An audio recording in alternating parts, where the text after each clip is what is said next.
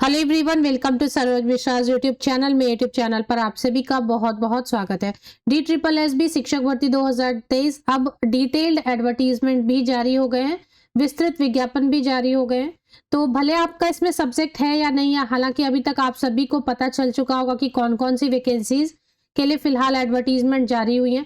2-3 बातें आपको यहाँ पर बता दूं। सबसे पहले तो और वैकेंसीज आएंगी, अभी ये फाइनल नहीं है। इतने से वैकेंसीज से क्या होगा, काफ़ी वैकेंसीज अभी बची हुई हैं। पीआरटी नहीं है, एनटीटी नहीं है, और ट्रेन ग्रेजुएट टीचर के ऑल सब्जेक्ट्स हैं, हिंदी संस्कृत ये सब भी है। तो काफ़ी वैकेंसीज अभी तो पहले आने वाली है। दूसरा, जो वैकेंसीज आ चुकी है उससे आप ये देखें कि कौन कौन सा पोस्ट है जिसमें बीएड के बिना, सीटेट के बिना भी आप अप्लाई कर सकते हैं। एज लिमिट देख लें तो इससे आपको आइडिया रहेगा कि ठीक है आपका सब्जेक्ट है या नहीं है। अभी आने वाला है जो आपकी एडवर्टीजमेंट में एज क्राइटेरिया ऐसी है, ये क्वालिफिकेशन मांगी जा रही है, इस तरीके से सिलेक्शन हो रहा है। तो काफ़ी सारी जो है मेंटल प्रिपरेशन आपकी हो गई रहेगी। तो फिलहाल जो वैकेंसीज आ गई हैं उनके लिए age criteria, qualification, selection criteria क्या रहेगा, बिना बीएड के अप्लाई कर सकते हैं आप। ये DSSB में ही सिर्फ ये आपको देखने को मिलेगा कि कुछ पोस्ट ऐसे हैं जिनमें कि आपको बिना बीएड के अप्लाई करने दिया जाता है। बाद में आपको 3 साल का टाइम दिया जाता है कि 3 इयर्स में आप कर लें बीएड, कोई प्रॉब्लम नहीं है। लेकिन उसके लिए छोटा सा कंडीशन रहता है, वो कंडीशन अगर आप फुलफिल करते हैं तो विदाउट बीएड भी बहुत सारे पोस्ट के लिए यहाँ पर आप अप्लाई टीचिंग पोस्ट के लिए कर सकते हैं। थर्ड पॉइंट है कि DSSB एक ऐसी जो एडवर्टीजमेंट जो इसकी जारी होती है, इसमें खास ये रहता है कि सभी राज्यों के कैंडिडेट अप्लाई कर सकते हैं। इसमें कभी भी ऐसा नहीं है कि हाँ बाद में चेंज हो जाएगा, कुछ और हो जाएगा, नहीं। हमेशा से है कि सभी राज्यों के कैंडिडेट बिल्कुल एप्लीकेशन कर सकते हैं अगर एलिजिबल हैं तो और इंटरेस्टेड हैं। तो चलिए एज क्राइटेरिया देख लेंगे, क्योंकि जब भी डिटेल एडवर्टीजमेंट आती है तो ये फर्स्ट पॉइंट रहता है कि भाई एज क्या है, क्या फीमेल कैंडिडेट के लिए रिलैक्सेशन है एज में। तो ये सारी चीज आगे वीडियो में हम चेक करेंगे। भले आपका पोस्ट अभी नहीं है, फिर भी वीडियो को देखें, आपको आइडिया लग जाएगा कि कैसा अभी चल रहा है विज्ञापन। जो नए आएंगे 2023 में आ रहे हैं उसका क्या चल रहा है। तो ये तो आ गया। आप देखिए यहाँ पर ऊपर में मैं आपको हाईलाइट कर दी हूँ, 36 पेजेस की डिटेल्ड एडवर्टीजमेंट जारी हो गई है। 36 पेजेस की डिटेल्ड एडवर्टीजमेंट है। 31 जुलाई की डेट से एडवर्टीजमेंट नंबर है 2/2023, क्योंकि एक ऑलरेडी पहले आई थी, बहुत पहले, तो इसलिए सेकेंड नंबर पे है। 2023 की दूसरी एडवर्टीजमेंट है। इसमें जो पोस्ट है लगभग सभी कैंडिडेट को पता चल चुके हैं। ऑनलाइन एप्लीकेशन की डेट भी आप सबको लगभग पता है। 17 अगस्त से लेकर 15 सितंबर तक आप अप्लाई कर सकेंगे। अब इसमें जो पोस्ट है टीचिंग के वो कर लेते हैं। नॉन टीचिंग के लिए अगर आप वीडियो देख रहे हैं तो वेट करें, आपके लिए एक और फ्रेश वीडियो बन जाएगी। म्यूजिक के लिए अच्छी खासी वैकेंसी है, 182। ट्रेन ग्रेजुएट टीचर के लिए 581 वैकेंसीज हैं। और इसके बाद बाकी बीच में जितने हैं वो सभी नॉन टीचिंग पोस्ट हैं और नॉन एकेडमिक पोस्ट हैं। तो सीधे नीचे चले आते हैं जहां से शुरू हो रहे हैं आपके सीरियल नंबर 30 से। सीरियल नंबर 30 से सीधे अभी चेक करना शुरू कर सकते हैं। सीरियल नंबर 30 से आपके शुरू हो गए टीचिंग के पोस्ट। और खास बात यह है कि ये पोस्ट ऐसे हैं जिसमें आप विदाउट बीएड अप्लाई कर सकेंगे। तो पीजीटी एग्रीकल्चर के लिए एक है vacancy, PGT fine art painting female candidate के लिए 2 है। इसमें मेल कैंडिडेट पीजीटी एग्रीकल्चर के लिए सीरियल नंबर 30 से शुरू हो गए। इसके बाद और है क्या क्या वो देख लेते हैं।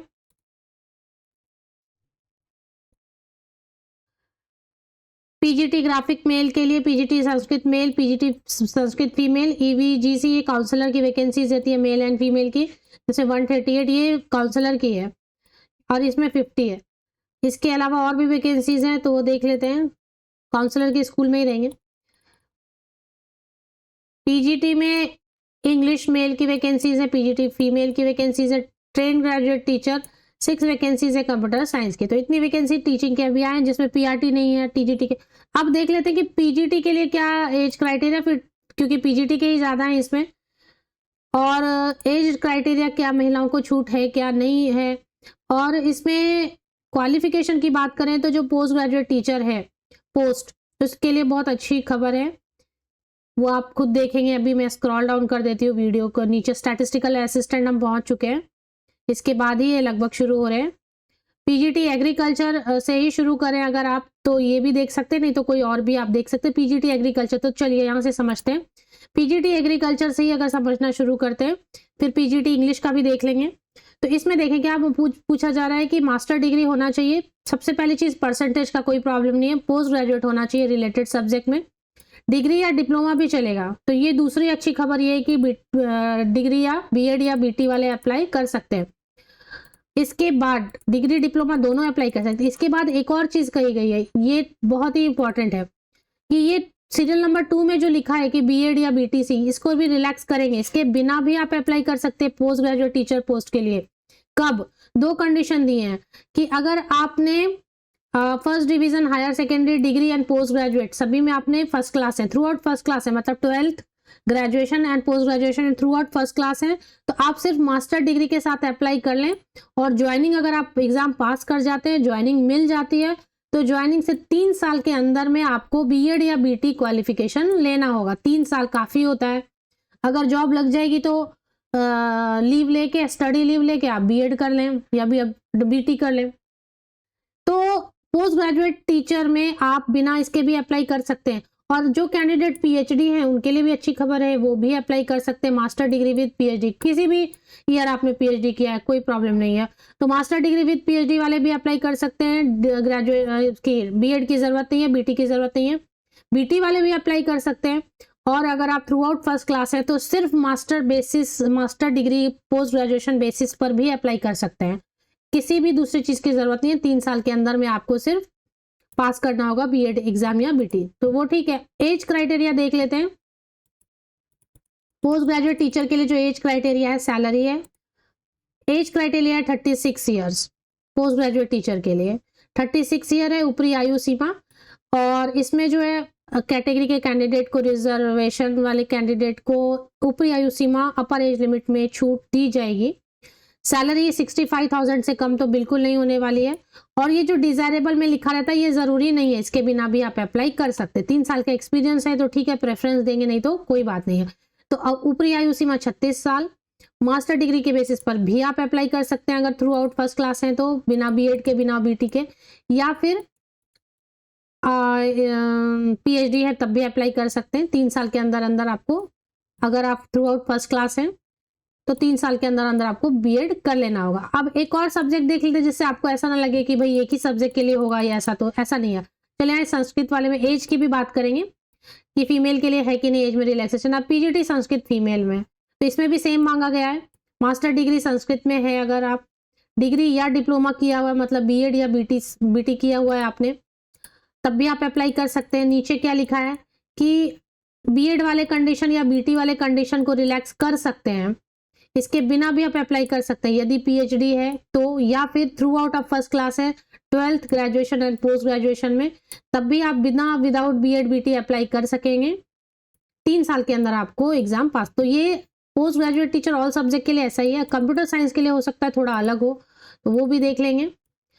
और ये काउंसलर की वैकेंसी, जो ईवीजीसी लिखा रहता है, कंफ्यूज नहीं होना, ये काउंसलर की वैकेंसी होती है। तो ये तो और अच्छी वैकेंसी है। इसमें कैसा रहता है, काउंसलर वाले में master degree in psychology and diploma in guidance and counselling है, तो आप अप्लाई कर सकते हैं। इसमें काफ़ी वैकेंसीज हैं। और इसके लिए अब एज में रिलैक्सेशन दी गई है या नहीं महिलाओं को, वो चेक कर लेते हैं। काउंसलर वाली वैकेंसी के लिए 30 ईयर्स अपर एज लिमिट है। सैलरी तो वैसे ही रहेगी 65,000। तो चलिए आप देख लेते हैं एज क्राइटेरिया में रिलैक्सेशन की क्या बात है, और एग्जाम कैसा रहेगा इस बार, एग्जाम कितने मार्क्स का रहेगा ये भी। इंग्लिश के लिए भी आप देखेंगे सेम वैसा ही है, पीजीटी इंग्लिश के लिए। ट्रेन ग्रेजुएट टीचर के लिए भी देखेंगे, टीजीटी कंप्यूटर साइंस के लिए भी देख लेते, फिर एक ही बार देखेंगे एज क्राइटेरिया में क्या रिलैक्सेशन है। टीजीटी कंप्यूटर साइंस के लिए अगर आप बात करें तो बीए कंप्यूटर साइंस, बीसीए या बैचलर ऑफ इंफॉर्मेशन टेक्नोलॉजी वाले अप्लाई कर सकते हैं, या फिर graduate degree in any subject with maths as a subject and 3 year diploma in computer engineering या आईटी वाले भी अप्लाई कर सकते हैं। ग्रेजुएट किसी भी सब्जेक्ट में है बट मैथ्स पढ़ा है आपने, और 1 साल का diploma in computer application DCA किया हुआ है, या फिर ए लेवल डोएक से किया है, एंड साथ में बीएड। तो ये टीजीटी कंप्यूटर साइंस में जो है ना बीएड चाहिए, तो ऐसा है। चलिए अब बात कर लेते हैं एज क्राइटेरिया में। हाँ, इसमें एज कितनी बोली जा रही है टीजीटी वाले में। ट्रेन ग्रेजुएट टीचर अभी हम फिलहाल कवर कर रहे थे, computer science train graduate teacher. तो ट्रेन ग्रेजुएट टीचर के लिए एज क्राइटेरिया क्या है वो भी देख लेते हैं। इसमें तो उसमें तो आपने देखा पोस्ट ग्रेजुएट टीचर के लिए 36 है ऊपरी आयु सीमा, और इसमें है 32, ट्रेन ग्रेजुएट टीचर में है 32 ऊपरी आयु सीमा जनरल कैटेगरी के लिए। एज में रिलैक्सेशन किन कैंडिडेट्स को मिला है वो भी देखेंगे। म्यूजिक वाले म्यूजिक का चेक कर लें, उसमें तो म्यूजिक में खास आपका होना चाहिए। बाकी पोस्ट ग्रेजुएट टीचर का मैंने अच्छे से एक्सप्लेन कर दिया है। अब अपियरिंग वाले अप्लाई इसमें नहीं कर सकते, क्या बोला जा रहा है, आप कहेंगे कि हम अपियरिंग है अप्लाई करें।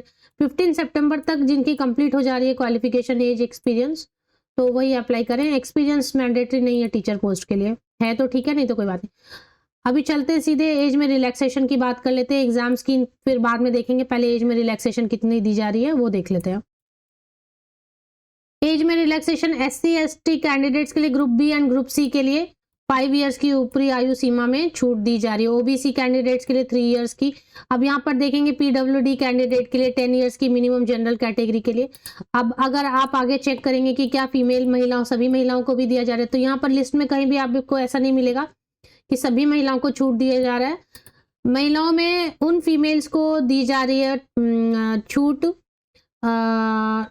ग्रुप सी पोस्ट के लिए दिया जा रहा है। फॉर ग्रुप सी पोस्ट के लिए सिर्फ दिया जा रहा है, वो भी विडोज हैं, डाइवोर्स्ड वीमेन हैं, women judicially separated but not married but not remarried, तो उन कैंडिडेट को ग्रुप सी पोस्ट के लिए दिया जा रहा है। तो मतलब महिलाओं के लिए अलग से छूट नहीं है, अलग से छूट नहीं है। जो भी एज है, जिस कैटेगरी में आप आएंगे उस कैटेगरी, अगर आप SC कैटेगरी में आएंगे तो उसके हिसाब से देखें, जनरल कैटेगरी में आएंगे तो उसके हिसाब से जो एज मैंने बताया वीडियो में वो आप देख लें पूरी video.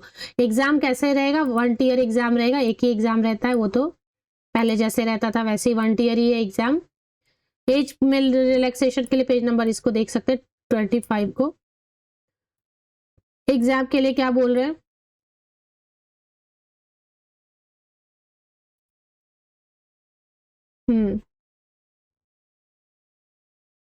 The board, in order to achieve qualitative selection and to recruit the best talent available, has fixed the following minimum qualifying mark. तो क्वालिफाइंग मार्क है, जनरल EWS के लिए 40% मार्क्स लाना होगा, OBC दिल्ली के लिए 35%, SC ST PWD कैंडिडेट के लिए 30%, इतना जो है क्वालिफाइंग मार्क्स तो मिनिमम लाना ही होगा। तो इसके बाद देख लेते हैं एग्जाम का इस बार क्या बता रहे हैं। एग्जाम जो है 1 ईयर एग्जाम होगी, बोर्ड ऑफ सिलेक्शन एक ही एग्जाम होगी, कोई इंटरव्यू उसमें नहीं होती है। 1 ईयर सिर्फ एक एग्जाम देना है और उसके हिसाब से मेरिट लिस्ट बनेगी और सिलेक्शन होगी। तो ये है 1 ईयर टीचिंग के लिए 1 ईयर। इसमें जो है अगर आप देखना चाहते हैं डिटेल्स तो यहाँ पर लिख दिया है। 3 आवर्स करेगा, 300 क्वेश्चंस रहेंगे, MCQs रहेंगे, mental ability, reasoning, general awareness, English language comprehension, Hindi language comprehension, numerical aptitude, data interpretation 100 marks का, और सेक्शन A में और सेक्शन B में और देखना चाहें अगर तो काफ़ी ये जो है ना तेजी से ऊपर स्क्रॉल अप, और अगर नीचे देखेंगे तो सेक्शन B में है पोस्ट ग्रेजुएशन क्वालिफिकेशन, जो आपका जिस सब्जेक्ट से आपने पोस्ट ग्रेजुएशन किया या जिस सब्जेक्ट के लिए आप अप्लाई कर रहे हैं उस सब्जेक्ट के क्वेश्चंस रहेंगे, और टीचिंग मेथोडोलॉजी के क्वेश्चंस रहेंगे। 200 क्वेश्चन 200 मार्क्स के रहेंगे, और ये जो है हर सेक्शन पे 20 मार्क रहेगा अलग अलग। Numerical ability, aptitude, data 20 mark का, हिंदी लैंग्वेज 20 मार्क्स का, इंग्लिश लैंग्वेज 20 मार्क्स का, ऐसे करके। तो ये PDF पूरी डिटेल PDF आ गई है ऑफिशियल वेबसाइट पे, और वो आप चेक कर सकते हैं DSSB की ऑफिशियल वेबसाइट पर। ये देखें एडवर्टीजमेंट नंबर 2/23 आपको ऑफिशियल वेबसाइट पर नज़र आ रही है। ये DSSB की ऑफिशियल वेबसाइट है। इसमें आपको ऑफिशियल वेबसाइट में जाना है, यहाँ पे क्लिक करें, वैकेंसीज कहीं पे आपको नज़र आ रही है क्या, तो वहाँ से आप देख लें। कहीं पे आपको इन्फॉर्मेशन, ये देखें वैकेंसी, इंपॉर्टेंट इन्फॉर्मेशन में वैकेंसीज पे क्लिक करेंगे, करंट वैकेंसीज पे इंपॉर्टेंट इन्फॉर्मेशन सबसे पहले कैसे बता देते हो आपको कैसे चेक करना। ये 3 डॉट्स ऊपर, 3 लाइन्स ऊपर दिए हुए हैं अपर राइट कॉर्नर में, इस पे क्लिक करें। क्लिक करके इंपॉर्टेंट इन्फॉर्मेशन पे क्लिक करें, इसमें वैकेंसी पे क्लिक करें, करंट वैकेंसीज पे क्लिक करें, पेज अपने आप ओपन हो जाएगी। तो ये देखिए करंट वैकेंसीज पे आप करेंगे तो सबसे ऊपर फिलहाल यही एडवर्टीजमेंट नंबर 2/23 आई हुई है।